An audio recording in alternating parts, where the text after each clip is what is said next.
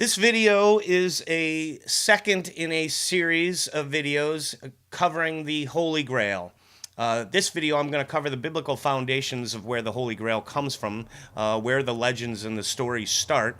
Last video I talked about, is there a possibility that the Grail could exist? And I believe, I think I showed that, yes, there is a possibility that the Grail could exist, given the other artifacts that are around. Now, in this video, we're going to talk about the Last Supper and the cup specifically. But the first thing I want to do is talk about where the Last Supper was being held. And we'll go into the Gospel of Mark. Now, you can find this in the Synoptic Gospels, Mark, Matthew, and Luke talk about where it was being held. But now, right before the Passover meal, the disciples ask Jesus, where do you want to have the Passover meal? And in Jesus' response, he says, go into the city, and a man will meet you carrying a pitcher of water. Follow him. Wherever he goes in, say to the master of that house, the teacher says, where is the guest room in which I may eat the Passover meal with my disciples? When he will show you a large upper room furnished. So now there's a couple things in this passage that I want you to take note of. One of them is the servant carrying the pitcher of water. The second thing is the master of the house. Okay, now that's a servant who's carrying the pitcher of water. He goes into the master of the house. The third thing is a large upper room furnished.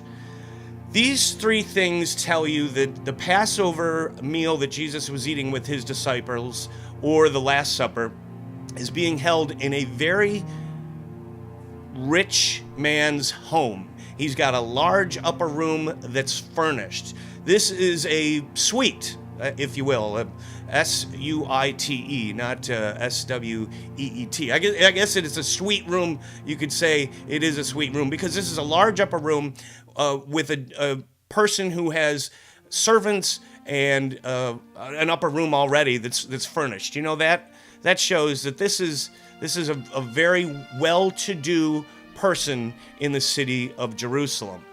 So keep that in mind, because that's going to tell us one thing about the cup and who may have possession of it.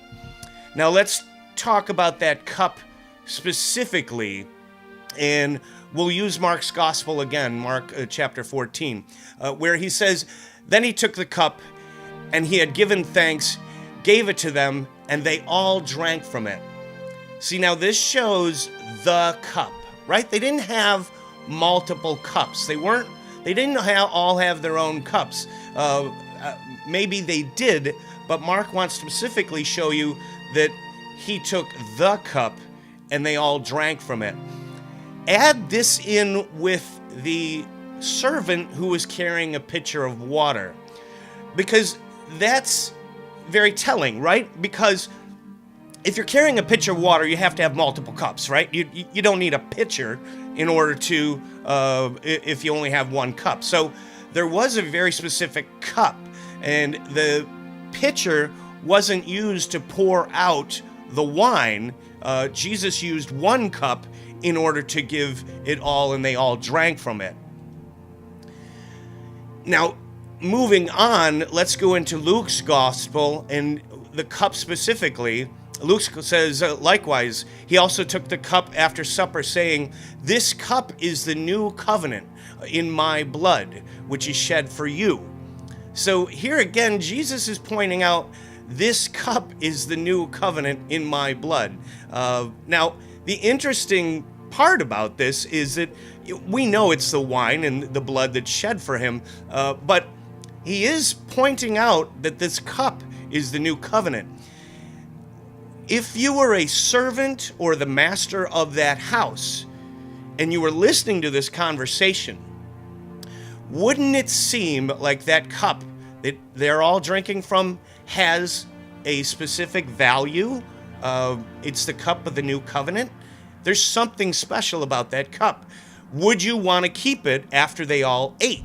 And the question you have to ask yourself is, why wouldn't you want to keep it, right? This seems to be a very special cup that this teacher or the person with his 12 disciples is eating their Passover meal at your house, then the next question would be, would the master have the cup and keep it, or would the disciples have taken it with them, since it seems to be a special cup? And logic would tell you that the disciples probably wouldn't steal, right? That's one of the 10 commandments. You don't steal. So would they take the master of the house's china and steal this cup for their teacher's sake? Probably not. The cup was probably left in the home, the rich man's home. So in the next series, we're going to talk about who that rich man could be and who most legends say it is. But in this one, wanted to establish the biblical foundations that is a pretty special cup. I hope you like this video. Please subscribe to my channel if this is interesting to you and you like the video. Thanks for watching.